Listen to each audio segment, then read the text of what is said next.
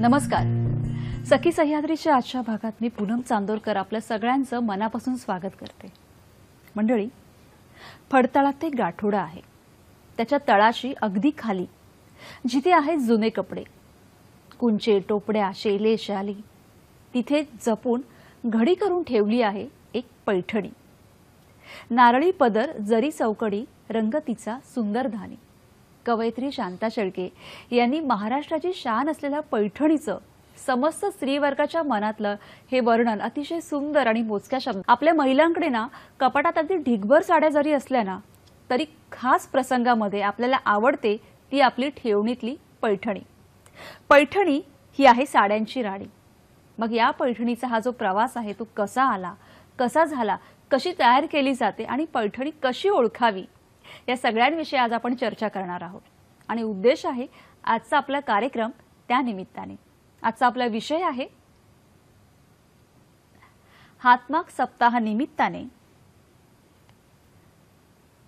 सप्ताहानिमित्ताने महाराष्ट्राची शान पैठणी ही जे हातमाग कारागीर आपले विणकाम करतात तर ती पैठणी कशी तयार केली जाते याविषयी आज आपण चर्चा करणार आहोत. आणि आपल्याबरोबर आहेत त्या विषयाचे तज्ञ राजेश भांडकेजी. नमस्कार राजेश सर. नमस्कार. कार्यक्रमात तुमचं मनापासून स्वागत. धन्यवाद. राजेश भांडके, खरं तर त्यांच्याविषयी सांगायचं तर 350 वर्षांपासून भांडगे परिवार या व्यवसायात आहेत. पैठणी साड्यांच्या विणकामासाठी त्यांच्या परिवारामधील 5 सदस्यांना राष्ट्रपती पुरस्काराने सन्मानित करण्यात आलं आहे. 2010 मध्ये विणकामातील सर्वोच्च राष्ट्रीय पुरस्कार संत कबीर या पुरस्काराने शांतीलालजी भांडगे अर्थात राजेश भांडगे यांचे वडील यांना सन्मानित करण्यात आला आहे. त्यांच्या परिवारामध्ये 350 वर्षापासूनची पैठणीची परंपरा आहे. आणि मग ही पैठणी कशी जन्माला आली, काय आहे, कशी विणली जाते आणि त्यामागची काय काय अनेक रहस्य आहेत, ही सगळी आज आपण जाणून घेऊयात. आजच्या आपल्या कार्यक्रमाला सुरुवात करूया. हातमाग सप्ताहानिमित्ताने आजचा आपला विशेष कार्यक्रम आहे महाराष्ट्राची शान पैठणी. राजेशी, खरं तर आजचा खूप छान असा विषय आहे पैठणी. समस्त स्त्रीवर्ग म्हणजे प्रत्येक महिलेच्या मनामध्ये एक पैठणी असते. कपाटात एक तरी पैठणी असावी. आणि पैठणी पुरातन काळी महाराष्ट्राची राजधानी होती. तर त्या पैठणमध्ये वैशिष्ट्यपूर्ण होणारी ही साडी म्हणजे पैठणी. त्याचा सगळा प्रवास आज आपण जाणून घेणार आहोत. पण पैठणीच्या प्रवासाबरोबर आम्हाला तुमचाही थोडा प्रवास जाणून घ्यायला आवडेल. काय सांगाल, कसा सुरू झाला हा प्रवास? साधारणपणे 3.5 वर्षाचा हा 350 वर्षाचा हा प्रवास आहे. या प्रवासामध्ये अनेक पिढ्यांनी हे काम चालू ठेवलं आणि आजपर्यंत ते चालू आहे. हे काम चालू असताना अनेक चढ उतार आलेत.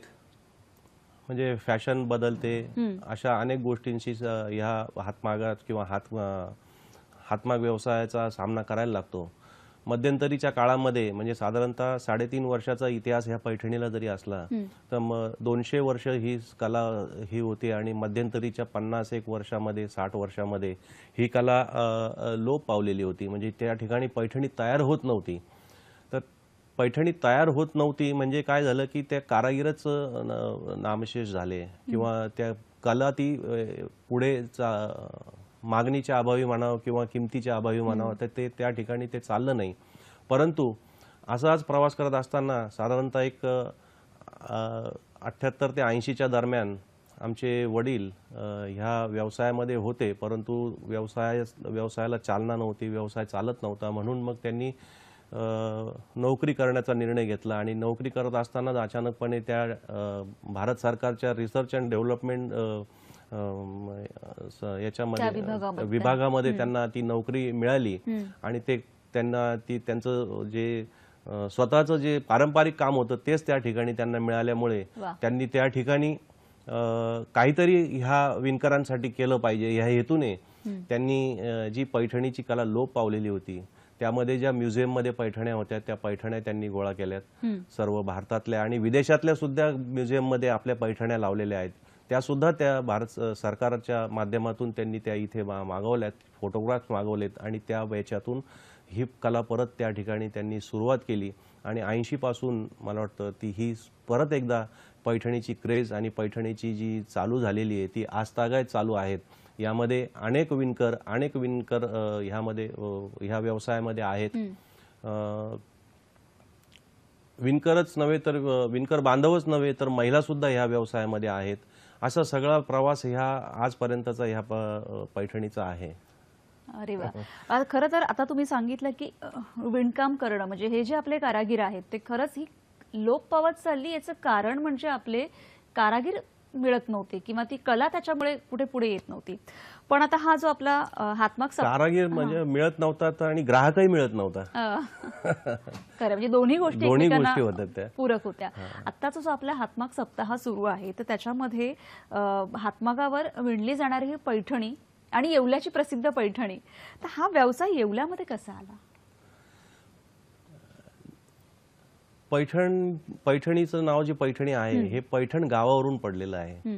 सुरुवातीच्या काळामध्ये पैठणलाच ही जी 350 वर्षापूर्वीची जी गोष्ट आहे तर ही सगळी कला जी होती किंवा विणकर जे होते ते पैठणला होते ते आणि पैठणला तयार व्हायची म्हणून ती पैठणी झाली. जशी बनारसची बनारसी, कांजीवरमची कांजीवरम, जसं तसं ते महाराष्ट्राची ही पैठणमध्ये होते म्हणून पैठणी.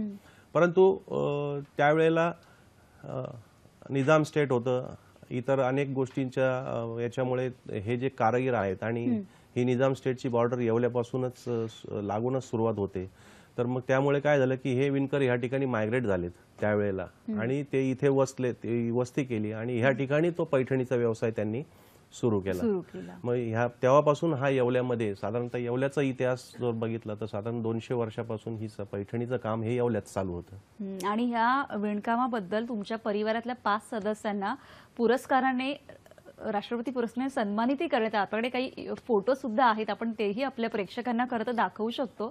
आणि खूप अभिमानाची गोष्ट आहे नाही की एवढी जुनी परंपरा आणि ती 350 वर्ष सतत चालू ठेवणं हा सुद्धा एक मोठा भाग आहे. त्याविषयी काय सांगाल? कारण ही परंपरा चालू ठेवणं आपलं जे आपण म्हणतो एक महाराष्ट्राची कल्चर, महाराष्ट्राची शान पैठणी असं जेव्हा आपण म्हणतो, आणि तोच व्यवसाय एवढी वर्ष चालू ठेवणं आणि एवढ्या सन्मानाने चालवणं ही सुद्धा एक मोठी बाब आहे. त्याच्याविषयी आम्हाला सांगा थोडं. पूर्वीच्या काळी ज्या वेळेला जे हा म्हणजे व्यवसाय सुरू असायचा, ह्या व्यवसायाला राजाश्रय होता. म्हणजे राजा महाराजांसाठी जी साड्या तयार करायच्या आणि त्या साड्यांमध्ये तयार करून ती त्यांना द्यायची आणि त्यांच्याकडून ते आपल्या ज्या गरजा आहेत, धान्य असणे किंवा वस्त्र, अन्न धान्य वस्त्र जे काय आहे ते राजाकडनं मिळायचं. परंतु नंतर काळ बदलत गेला आणि ह्या काळानुरूप त्या ठिकाणी याला व्यवसायाचं स्वरूप आलं आणि व्यवसायाचं स्वरूप आल्यामुळे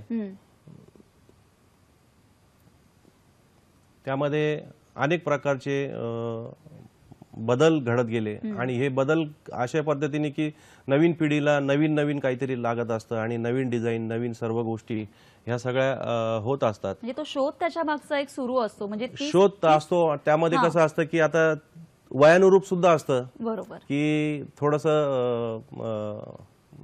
म्हणजे जो एक यंग वर्ग 50च्या वर्गातला असेल त्यांना ती वेगळी लागते, 30च्या आतल्यांना वेगळं लागतं, 20च्या आतल्यांना आणखीन वेगळं लागतं. त्यांना दुपट्टा पाहिजे असतो, त्यांना ड्रेस मटेरियलसाठी पाहिजे असतं. प्रत्येक जण 20च्या आतली जी आहे महिला ती किंवा मुलगी ती साडी वगैरे न करता ड्रेस, मग दुपट्टा असं काहीतरी करून ते पैठणीची हौस ती भागवली जाते. अगदी खरं. म्हणजे पैठणीचं पण आणि लग्नाच्या वेळेला मग बस्त्यामध्ये ती पैठणी येते.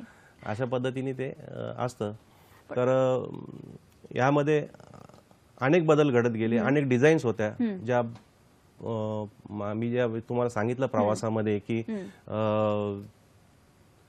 ह्या डिझाईन्स ज्या होत्या किंवा हे जे होतं हे लोप पावलेलं होतं. परंतु ह्या म्युझियमच्या ज्या डिझाईन्स आहेत त्या आम्ही पुन्हा एकदा त्या काढण्याचा प्रयत्न केला आणि त्याच्यातून वेगवेगळं त्याच्यात मिक्सिंग केलं की वेल, फूल, बुट्टी, मोर, पोपट किंवा फूल, पान अशा गोष्टी ज्या आम्ही त्या हे सगळ्या केल्यात.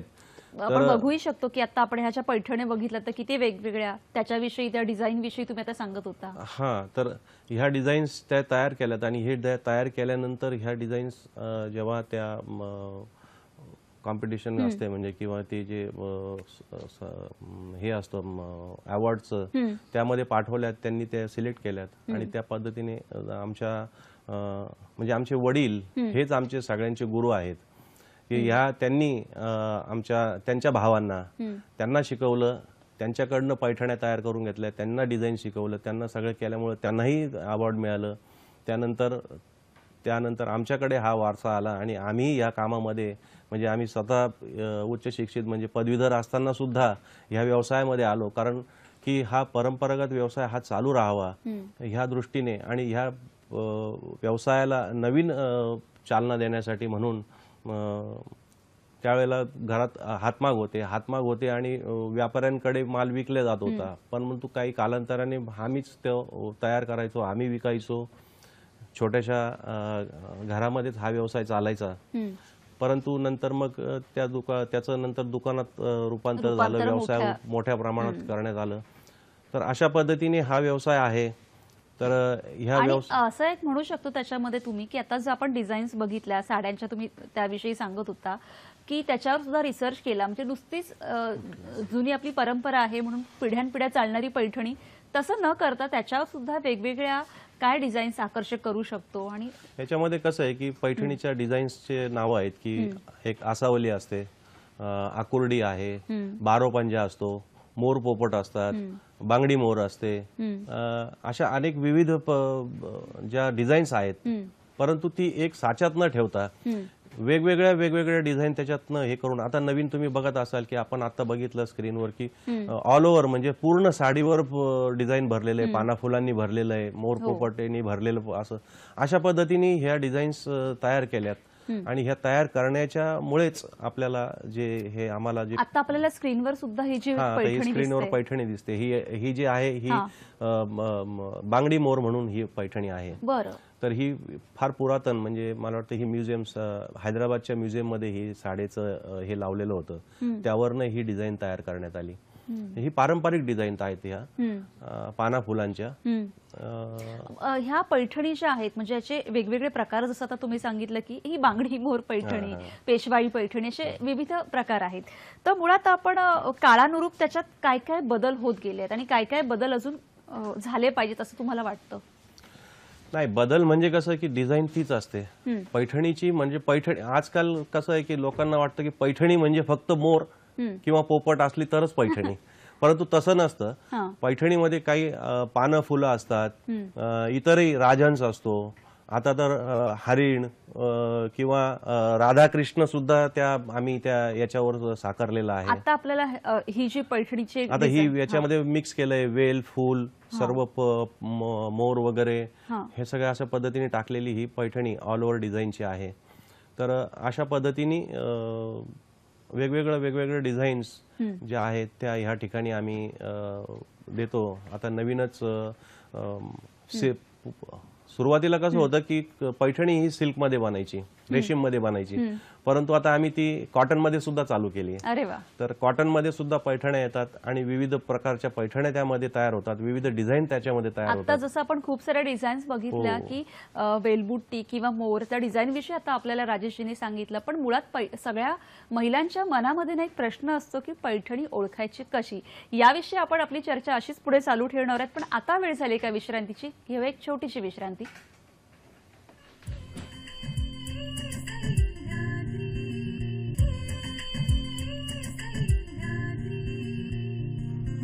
विश्रांतीनंतर सगळ्यांचं पुन्हा एकदा स्वागत. हातमाग सप्ताहानिमित्ताने महाराष्ट्राची शान पैठणी जी हातमागावर विणली जाते आणि जी भारतातील प्रसिद्ध साडी, त्याविषयी आपण चर्चा करत आहोत. आणि आपल्याबरोबर आहेत राजेश भांडगेजी. राजेशजी, ब्रेकला जाण्यापूर्वी तुम्ही छान वेगवेगळ्या डिझाईन्स बद्दल सांगत होता की ते सुद्धा एक वैशिष्ट्य आहे जे काळानुरूप बदलत गेलेलं आहे चॉईसनुसार. आणि ही जी 350 वर्षांची परंपरा आहे, तुमचा त्यातला अभ्यास पूर्ण सदस्यांचा, आणि म्हणून 5 वेळा पुरस्काराने सन्मानित करण्यात आलेला आहे. तर त्या विषयी आम्हाला, आपल्याकडे फोटो पण आहेत, आणि त्या डिझाईन विषयी आम्हाला थोडं सांगा की कशा पद्धतीने ते तुम्ही तयार करता किंवा काय. म्हणजे वडील जे आहेत, वडिलांना सर्वात प्रथम पुरस्कार मिळाला होता आणि त्या पुरस्काराला जी साडी आम्ही त्या ठिकाणी पाठवलेली होती, तर ती साडी जी होती ती आसावली डिझाईन म्हणून होती. बरं. आणि आसावली डिझाईन म्हणजे ती पाना फुलाची डिझाईन होती, पारंपरिक डिझाईन होती. आणि ती तयार केल्यानंतर ती साडी ज्यावेळेला ती अवॉर्डसाठी पाठवली, त्यासाठी म्हणून तिला आसावली डिझाईन आहे, त्या साडीला डिझाईनला अवॉर्ड मिळालं. त्यानंतर आमचे जे चुलते आहेत म्हणजे आमच्या वडिलांचे भाऊ, त्यांनी सुद्धा एक साडी तयार केली. ती साडी जी आहे पारंपरिक रेशीममध्ये तयार न करता ती टसरमध्ये तयार केली. टसर धागा येतो, जसा सिल्कचा धागा आहे तसा टसरचा धागा आहे. त्या टसर साडीमध्ये टसरमध्ये त्यांनी पैठणीच केली आणि ती कॉन्ट्रास्ट बॉर्डरमध्ये त्या ठिकाणी त्यांनी ती साडी तयार केली आणि ती साडी त्या साडीला एक अवॉर्ड मिळालं होतं. त्यानंतर मला एक अवॉर्ड मिळालं. मला अवॉर्ड मिळालं त्या ठिकाणी आम्ही त्या जी साडी पाठवली होती त्या साडीचं डिझाईन होतं त्या साडीचं म्हणजे पानाफुलाचीच डिझाईन, म्हणजे त्याच्यामध्ये आसावली टाईप मधून त्याच्यामध्ये आणखीन मोर पोपट वगैरे अशा पद्धतीने मिक्सिंग करून जी साडी ज्याच्या साडीच्या याच्यामध्ये लाइनिंग वगैरे चेक्स वगैरे अशा पद्धतीने जी साडी तयार केली त्या साडीला अवॉर्ड मिळालं. मग आता जसं तुम्ही सांगितले की हे वेगवेगळे डिझाईन्स असतात, पण आपल्या सगळ्या महिलांच्या मनामध्ये तोच प्रश्न असतो की डिझाईन तर सेम दिसतं, पण मग ती पैठणी कशी ओळखायची? काय त्यातलं काही असं काही रहस्य आहे का, ते आम्हालाही सांगा. कसं आहे, प्युअर पैठणी म्हटलं की जी खरी पैठणी जर म्हटलं तर ती साधारणतः एक 7,500-8 हजाराच्या पुढे सुरुवात होते आणि ती वाढत वाढत जाते 20,000, 25,000, 50,000, लाख रुपयापर्यंत ती वाढते. आता ही जी स्क्रीनवर आपल्याला ही जी पैठणी सुंदर दिसते, तर त्या पैठणीमध्ये काय वेगळेपण आहे, काय काय ही पूर्ण हाताने बनवलेली पैठणी आहे आणि हिचे बघा ना तुम्ही की हाफ बॉर्डर आहे, हिला अर्धी साडीमध्ये बॉर्डर आहे. तर अशा पद्धतीने जी साडी बनवली, ही साडीला बनायलाच साधारणतः एक 7 ते 7.5 महिन्याचा 8 महिन्याचा काळ लागतो एक साडी बनण्याकरता. आणि ती साडी बनवण्याचा जो म्हणजे ती वेळ जो जातोय किंवा ती डिझाईन तयार करण्यासाठी हे सर्व जे आहे ते डिझाईनचेच पैसे आहेत ते. आणि काय त्याची म्हणजे तुम्ही म्हणालात की 8 महिने जर आपण ही एक साडी जर आपला कारागीर तयार करत आहे तर त्याची काय किंमत आहे? साधारणतः 1 लाख रुपयाच्या आसपास ही साडी जाते. परंतु मग तुम्ही जे सांगितलं की हे कशी ओळखायची, तर ह्यामध्ये काय आहे की ही 1 लाख रुपयाची साडी सर्वच वर्गाला परवडण्यासारखी नाहीये. बरोबर. आणि म्हणून मग काय होतं की त्यामध्ये सेमी हा एक प्रकार आला. सेमी पैठणी. सेमी पैठणी म्हणजे ती हातमागावर न विणता ती यंत्रमागावर तयार होते. परंतु आता तुम्ही जी साडीची किंमत बघितली, 40,000ची जी साडी आहे ती 40,000ची साडी ही आपल्याकडे सेमी पैठणी आहे. तर ही सेमी पैठणी जी आहे ही 3,500-4 हजार रुपयांना मिळते. तर ही जी 40-42 हजाराच्या पैठणीची हौस भागवण्यात सर्वांना भागवता यावी म्हणून हा सगळा प्रकार आहे. सो आता जी तुम्ही दाखवली ती सेमी पैठणी जी मशीनवर तयार केली जाते आणि आपल्याकडे अजून एक ही एक पैठणी आहे, त्याच्यामध्ये काय वेगळेपण आहे? ही प्युअर पैठणी. याची जी बॉर्डर आहे ह्या बॉर्डरला मुनिया बॉर्डर असं म्हणून म्हटलं जातं. बरं. तर ह्याच्यामध्ये पूर्ण हाताने तयार केलेली साडी आहे आणि ही साडी बनण्याकरता साधारणतः 1.5 महिन्याचा वेळ कालावधी लागतो. आणि याच्यामध्ये वेगवेगळे बघा आता याच्यात पदरामध्ये डिझाईन्स. अच्छा. तर याच्यात ह्या पैठणीची काय म्हणजे किंमत असते आणि हिला ही साधारण 20,000पासून तर 30,000पर्यंत ही वेगवेगळ्या डिझाईन मध्ये बनवली जाते. तर ह्या साड्यांमध्ये हा फरक आहे की ही डिझाईन साडी जी बनते पैठणी, खरी पैठणी ही दोन्ही बाजूनी सेम असते. बरं. इकडनं मोर दिसणार तर बाजूनही मोर दिसणार. परंतु सेमी पैठणीमध्ये तसा प्रकार होत नाही. त्याच्यामध्ये साइडने हे नाही होत दिसत, धागे येतात आणि त्या धाग्यामुळे काय होतं, परंतु हाऊस भागवण्याकरता म्हणून फक्त हा सगळा पण हा एक आपण म्हणू शकतो की ज्यांना बऱ्याच वेळेला मनात प्रश्न असतो की पैठणी कशी ओळखायची, तर हा एक आहे त्याच्यामध्ये. आणि परंतु काय झालंय की आता वेगवेगळ्या टेक्निक पण त्याच्यात आलेल्या आहेत. आता याच्यामध्ये टिश्यू पल्लू जे म्हणतात पैठणी, त्यामध्ये काय असतं की त्यामध्ये सुद्धा खालून धागे दिसतात, परंतु ती सुद्धा पूर्णपणे हातमागावर तयार झालेली पैठणी आहे. अच्छा. परंतु तिला सुद्धा खालून धागे येतात. काय असतं की पैठणीचं कामाला लिमिटेशन येतात बनवण्याकरता लिमिटेशन. आणि तुम्ही लिमिटेशन म्हणजे या अर्थाने नाही, तुम्ही काहीही त्या डिझाईन पैठणीमध्ये तयार करू शकतात, परंतु त्या पैठण्याच्या डिझाईन तयार करण्याकरता जी कॉस्ट किंवा जी हे होते ती सर्वांना अफोर्डेबल नाहीये किंवा परवडणारी नाहीये. म्हणून करता आता हे टिश्यू पल्लू वगैरे ह्या साड्या किंवा तयार करतात. असतो हातमागाचाच प्रकार. जसं आता तुम्ही सांगितलं की अगदी सेमी आपल्याकडे तुमच्याकडे पुरस्काराचे काही फोटोही आता आपण बघितला. म्हणजे खरं तर खूप कष्ट आहे, खूप मेहनत आहे, ह्याच्या मागे खूप अभ्यासही आपण असं म्हणू शकतो. आता जे तुम्ही सांगितलं की सेमी पैठणी म्हणजे अगदी 3-3.5 हजारापासून लाख 2 लाख पर्यंतच्या सुद्धा पैठणीच्या डिझाईन्स आपण बघितल्या. तर हा हातमाग उद्योग जो आहे की आपले हे जे कारागीर बनवतात, तर भारताच्या अर्थव्यवस्थेमधला हा एक दुसरा मोठ्या नंबरवरचा उद्योग आपण म्हणू शकतो. हातमाग सप्ताह सुरू आहे.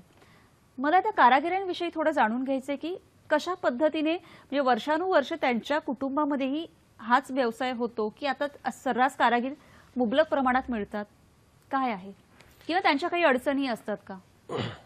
नाही, असा हा जो कारागिरांचा प्रश्न आहे हा सर्वच क्षेत्रामध्ये आता भेडसावतोय. तसंच ह्या हातमाग व्यवसायामध्ये सुद्धा हा प्रकार आहे की नवीन पिढीमध्ये आता मागच्या पिढीपासून असं झालंय की थोडंसं शिक्षणाला महत्त्व आल्यामुळे शिक्षण झाल्यानंतर शिक्षित पिढी जी आहे किंवा तो शिकल्यानंतर समजा डॉक्टर, इंजिनियर किंवा इतर काही त्यांनी कोर्सेस वगैरे केले, तर त्या माध्यमातून काय होतं की तो हा व्यवसायापासून लांब जातो.